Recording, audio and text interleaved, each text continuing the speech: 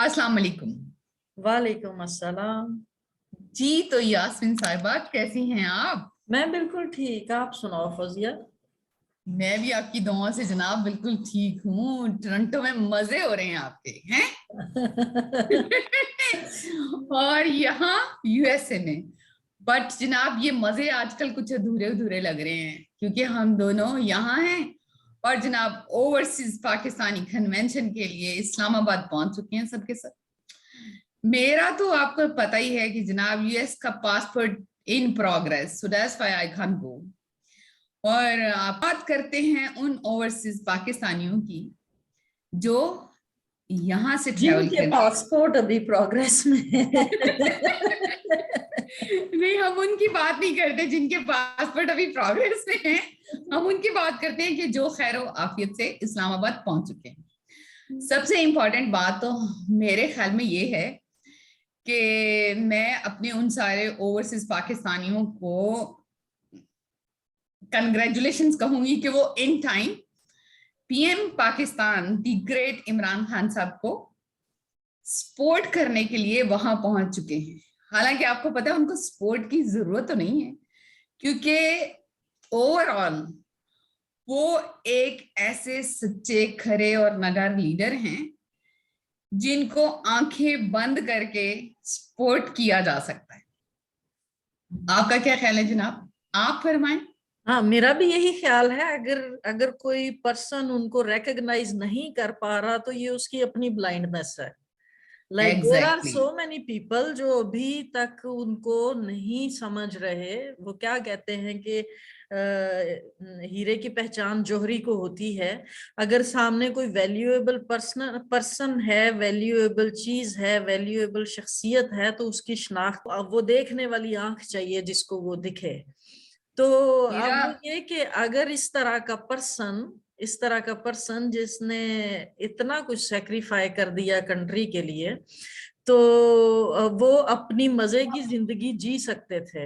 Prime minister exactly. साहब अपनी मजे की जिंदगी जी सकते थे। वो उसी लाइफ को कंटिन्यू कर सकते थे, but he sacrifice that for his mission.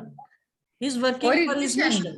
for the welfare of Pakistan, for the yes, welfare of yes, Pakistani, for the welfare of Muslim, and working for his for the welfare mission. of peace.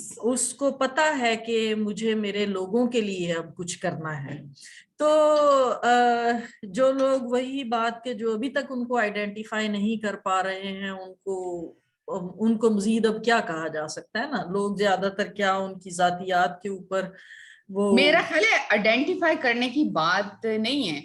ये तो ऐसे ही बात है जैसे कोई बंदा जानबूझ के चीट हो जाता है और वो कहते हैं नहीं नहीं कौवा जो है वो सफेद ही है, ठीक है।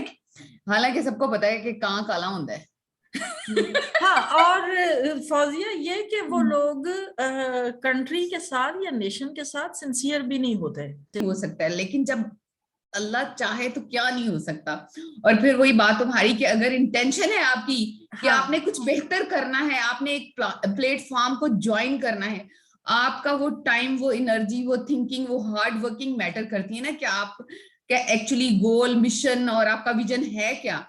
तो आज हम सब देख रहे हैं कि अगर हमारे PM Pakistan the great Imran Khan साहब का जो मिशन था, जो उनका गोल था, वो उसको कितनी एफर्ट्स के साथ, कितनी हार्ड वर्किंग के साथ, कितने टाइम के साथ अचीव कर रहे हैं। With the passage of time he proved himself that he is such an intelligent PM Pakistan, but just speech online and he was getting maximum viewers, maximum numbers. Nobody can get at that page. So that's why I don't think so that why people can't understand that only this person is eligible for this seat and for the welfare of human being, for the welfare of our nation, for each and every single thing. But even then we are like that last time, even maybe one day before, I listened one of the social media one video that they were saying that the opposition get the people for the jalsa, like they are saying that they and they were asking that they will give them 10,000 for one single person, and after that jalsa they did not give people even 2,000, they give only 1,000, and the people were saying that how can they manage to go back to their home? They can't go back to their home within 1,000, and in 1,000 from where they can drink water, from where they can get the food, like that. So even then people can't understand that this is the only person giving them respect, each and everything.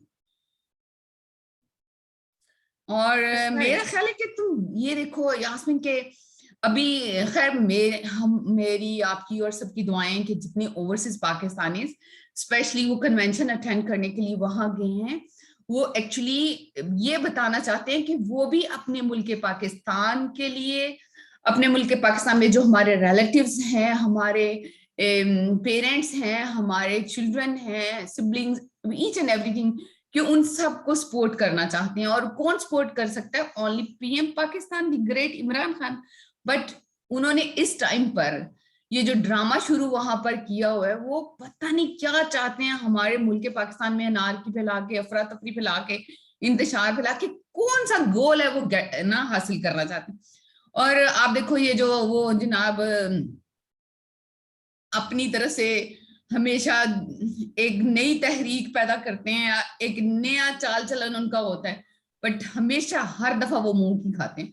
और तुम्हारा क्या ख्याल है ये जो अदम एतमाद उन्होंने इस दफा क्या होगा? वो जो भी करते हैं ठीक है, वो करते हैं, अफसोस उन पे होगा, अफसोस उन पे होगा जो उनको चूज करेंगे, क्योंकि वो अपना फ्यूचर डिसाइड करेंगे। ठीक है, अब जो लोग उनके साथ हैं, बाकी सबका भी तो भला नहीं होता। ब्लाइंडनेस का मुजाहिरा कर रहे हैं, क्या उनको कुछ नहीं दिखता? वो देखिए ना कि अगर हमारे कंट्री के अंदर कोई इस तरह से कर रहा है तो ये चीज पब्लिक को देखनी चाहिए। पब्लिक जब तक ब्लाइंड रहेगी उसके ऊपर इसी तरह के ही हुक्मरान आते रहेंगे और इसकी कंडीशन वर्स से वर्स होती चली जाएगी। यार पब्लिक भी नहीं चाह रही। You made a choice, you have to face the consequences. एक नेशन ने चूज की करना है, जो नेशन ने ही उसके कंसिक्वेंसेस फेस करने हैं। ठीक है, अभी फॉर द टाइम बिंग जो भी हो रहा है, कोई जादू की छड़ी तो नहीं है ना कि वो एकदम से चीजें ठीक करते हैं। चीजों को ठीक करने से पहले थोड़ा सा बिगाड़ आता है। जैसे आप एक कमरे की ही सेटिंग फर्ज कर लो, ठीक करना चाह रहे हो तो फॉर द टाइम बिंग आप फर्नीचर निकालते हो, चीजें निकालते हो, फिर उसको साफ करते हो, फिर बाद में चीजें रखते हो, तो फॉर द टाइम बिंग एक डिसऑर्गेनाइजेशन पैदा होती है।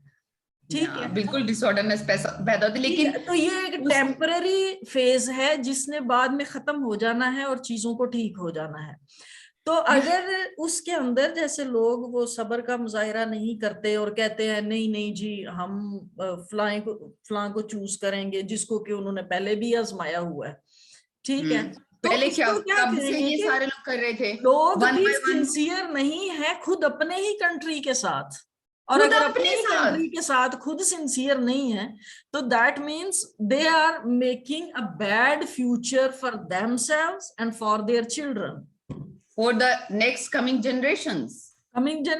क्योंकि आपने जो चूज करना है, आपका किया हुआ फैसला ही आगे जाके आपने भुगतना है और आपकी जनरेशन ने भुगतना है।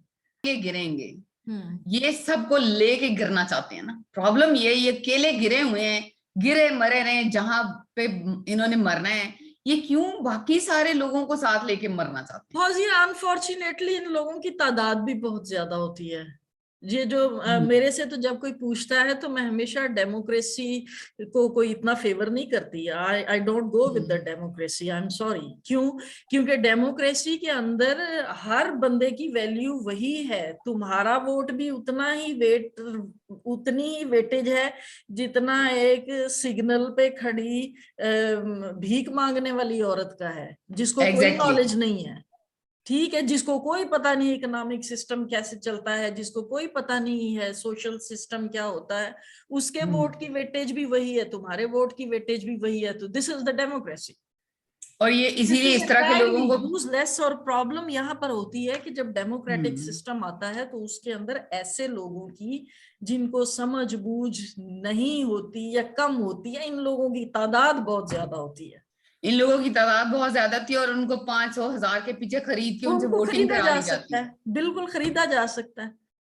ठीक है, अब वो ये देखे ना, जैसे आपने मैदान जंग में जाना है तो आपको एक घोड़ा चाहिए तेज दौड़ने के लिए, तो आपको 100 गधे दे दिए जाते हैं। तो बिल्कुल डेमोक्रेसी सही तो कह कहती रही है कि जी ये 100 गधे हैं, ठीक है जीत गए, हाँ। But you need a horse. Very nice example. Anyway, problem यही आ रहा है ना कि हम लोग हमेशा से इन्हीं चीजों के तो पीछे ये भाग दौड़ यहाँ के पे ये जहाँ मार पे, खा रहे हैं हमेशा से। हाँ ये गिनतियां जहां पर शुरू होती हैं ना, गिनतियों से मामलात कभी भी सही नहीं होते, क्योंकि वो एवरेज मेंटेलिटी या लोअर मेंटेलिटी उसकी तादाद ज्यादा होगी, जिनकी अंडरस्टैंडिंग भी कम होगी। कितने लोग हैं जिनको इकोनॉमिक्स की नॉलेज है? मैं ठीक आज है, आपको इकोनॉमिक्स की एग्जैक्टली नॉलेज नहीं है, ये कहते जाएंगे हाँ जी तनख्वाहें बढ़ाओ, ये करो वो करो। उन्हें ये नहीं पता कि ये किस तरह से बढ़ेंगी, ये किस तरह से सिस्टम चलेगा। हाँ मतलब बिल्कुल। हाँ वो हर किसी को ये है मैं पैसे समेटता जाऊं और मेरे पास आते जाए, तो उसे ये नहीं पता कि ऐसा कितनी देर चलेगा, अल्टीमेटली सिस्टम कोलैप्स करेगा। कोलैप्स करेगा। मैं आपको एक चीज हाँ। शेयर करती हूँ कि आज एक प्रोग्राम में हम लोग गए तो यहाँ पर न्यूयॉर्क यूनाइटेड स्टेट्स में एक खातून है, किसी टाइम पर वो यहाँ आई, आई डोंट नो उन्होंने कैसे सारा सिस्टम को अपनाया और फिर उन्होंने डे केयर सेंटर्स बनाए और आज उन्होंने एक छोटा सा इंटरव्यू दिया। उसमें जो चीज मुझे मतलब हजम नहीं हो रही थी वो ये थी कि भाई अगर आप अनएजुकेटेड हैं तो कोई फर्क नहीं पड़ता। I was really astonished to listen this कि भाई आप अनएजुकेटेड हैं तो कोई फर्क नहीं पड़ता। आई मीन टू से क्या हम आने वाली नस्लों को ये मैसेज देना चाह रहे हैं कि कोई गल नहीं, ना पढ़ो, कुछ नहीं होने लगा? What do you mean? आप ये कह सकती हैं कि भाई मैं पढ़ नहीं सकी थी लेकिन हाँ। मैंने आके हार्ड वर्किंग की, सीखा। हम्म। देखो ना, विदाउट लर्निंग, विदाउट उसको वो एनी पढ़ने को ये तो एजुकेशन। कह सकती है कि स्कूल डिग्री या कॉलेज डिग्री जरूरी नहीं है, लेकिन अगर उसके पास इतनी सेंस है तो दैट मीन्स कुछ ना कुछ तो उसने गेन किया है ना, ये गेन किया सीखने है, से ही मतलब आया है उसे। दैट वाज जो मतलब मेरी राय है कि देखो उसने कुछ ना कुछ तो लर्निंग की है ना उस सब्जेक्ट में, उस बिजनेस में, उसकी हिरारकी रखनी है कितने लोगों ऑब्वियस में को। ये ना लोग मिक्स कर जाते हैं सीखने को और कॉलेज डिग्री को, कि आप एजुकेशन ये को। तो कह सकते हैं कि कॉलेज डिग्री जरूरी नहीं है, लेकिन सीखना, फर्ज करो कि एक बंदा मतलब एक वो स्किल। कहता डे केयर सेंटर बनाया है, या फर्ज करे कोई कहता है कोई कोई वर्कशॉप पे काम कर रहा है, अल्टीमेटली उसने सीखा, सीखा, उसने उस पर्टिकुलर फील्ड के अंदर नॉलेज गेन की। गेन पढ़ा, किया। उसने किताबों से नहीं पढ़ा, लेकिन उसने नॉलेज जो गेन किया वो उसका सोर्स कोई और भी हो सकता है ना। उस सोर्स तो के जरिए बेसिकली उसका सोर्स डिफरेंट है, but it's still education. It education. Is still और मैं ये एजुकेशन। देख रही हूँ कि देखें यहाँ से बहुत सारे ओवर इंफ्रास्ट्रक्चर से, मतलब रूट से उन्हें उन चीजों को सेटल करना पड़ रहा है। जैसे अभी आप एग्जांपल दे रही थी कि एक रूम को ही हमने ऑर्डर करना हो तो पहले वो सारा कुछ समेटना पड़ता है, उसको आउट करना पड़ता है, फिर नए सिरे से आपको लेबर लानी पड़ती है, नए सिरे से सारा परचेज करना पड़ता है, नए सिरे से सारी सेटिंग्स करनी पड़ती हैं। तो आप देखें ना सिर्फ उन इंस्टीट्यूशंस को कि जो सीईओज हैं उनको चेंज करना पड़ा है, उनका जो स्ट्रक्चर है, अब अगर वो सारे उन लोगों को जो पहले से रिश्वत ले रहे हैं और तो इस सारी सिचुएशन में हम अपने PM Pakistan the great Imran Khan साहब के तहे दिल से शुक्रगुजार हैं कि उन्होंने मुल्क पाकिस्तान की तकदीर को बदल के रख दिया। आने वाले कल को हमारी जनरेशन्स को उन्होंने एक नाम, एक मकाम, वो रिस्पेक्ट दिला दी है कि दुनिया के कोने कोने से आवाजें आ रही हैं, जी मुल्क पाकिस्तान बदल रहा है, नया पाकिस्तान बन गया है, नया पाकिस्तान बन रहा है, इन प्रोग्रेस। बहरहाल ऐसे हमारी दुआएं उनके साथ हैं।